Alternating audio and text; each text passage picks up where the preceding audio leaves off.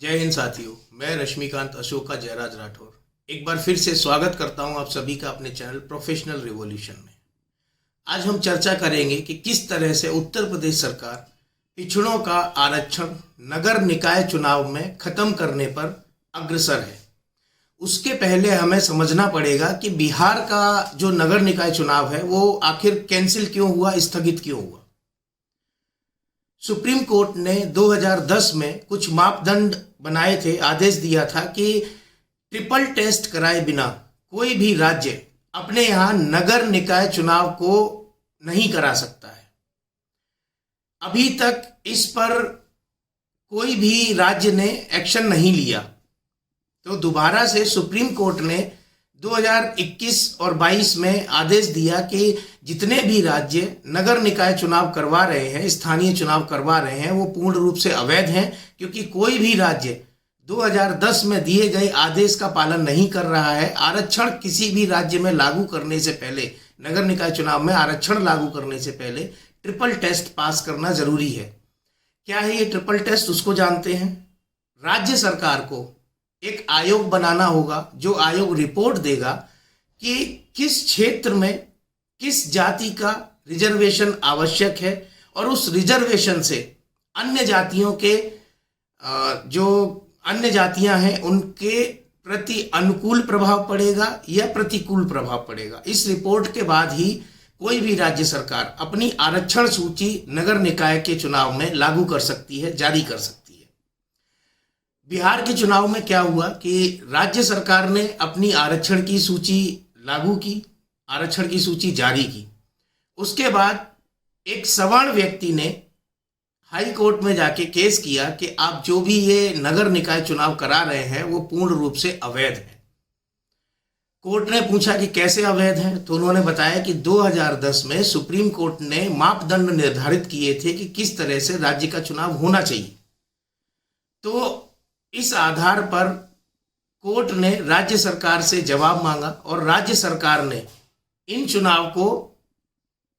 चुनावों में, नगर निकाय के चुनावों में आरक्षण की जो सूची थी उसको ट्रिपल टेस्ट के हिसाब से कराने के लिए अग्रसर हो गए और इस दौरान इस चुनाव को स्थगित करना पड़ा, जिससे कि ट्रिपल टेस्ट को पास कराया जा सके, उसके बाद ही चुनाव कराया जा सके। अब हम जानते हैं हमारे उत्तर प्रदेश में क्या होने वाला है। हमारी राज्य सरकार, हमारे जो मुख्यमंत्री जी हैं, ना तो अभी तक ट्रिपल टेस्ट की कोई चर्चा की गई है, ना ही ट्रिपल टेस्ट के ऊपर सरकार का कोई आधिकारिक बयान आया है।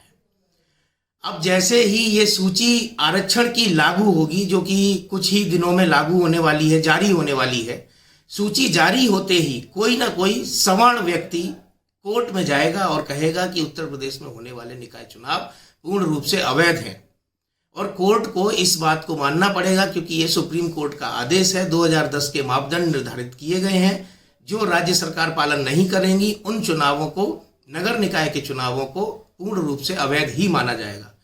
अब हमारे राज्य सरकार के पास केवल और केवल दो ही ऑप्शन बचेंगे, या तो चुनाव रद्द किया जाए या फिर बिना आरक्षण के चुनाव किया जाए।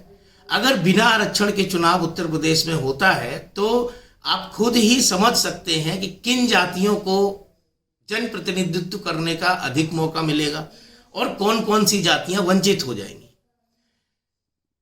नगर निकाय के चुनावों में कौन कौन सी जातियां आगे जाएंगी, कौन कौन सी पीछे जाएंगी, ये हम पहले से जान सकते हैं, क्योंकि हम भारतीय जनता पार्टी और अपने उत्तर प्रदेश सरकार की मंशा को पहले से जानते हैं। अगर हम पुराना एक्सपीरियंस देखें, शिक्षक भर्ती घोटाला हुआ था, उसमें किस तरह से पिछड़ों के आरक्षण को पूरी तरीके से बर्बाद कर दिया गया था।